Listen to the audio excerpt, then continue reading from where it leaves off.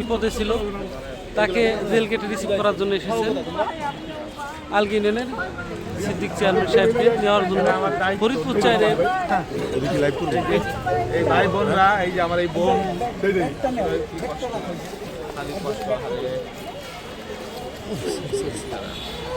আপনাকে আপ্লুত হয়ে পড়ছেন সবাই। দীর্ঘদিন জেল কেটে বেরোলেন। ভাই আমি কি বলবেন, ওই যে বলেন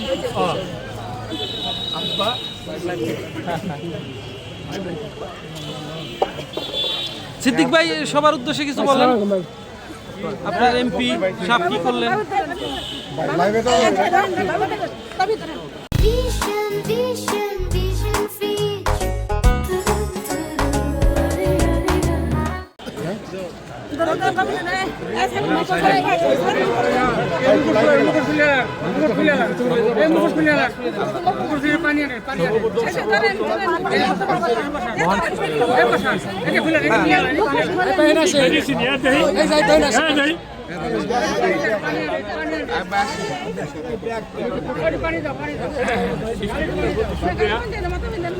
পরবর্তীতে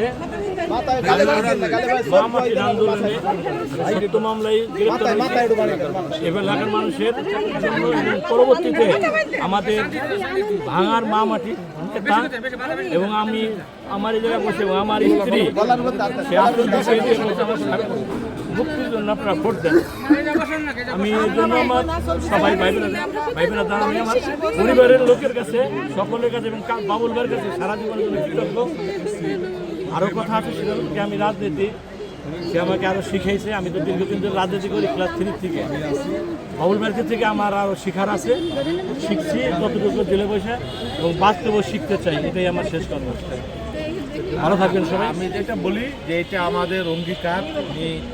আমাদের আন্দোলনে গ্রেপ্তার হয়েছিল, একদম অখণ্ড আন্দোলনে, এই রাজপথের আন্দোলন এবং আইনি প্রক্রিয়ার মধ্য দিয়ে আমরা 2টি ইউনিয়ন পেয়েছি।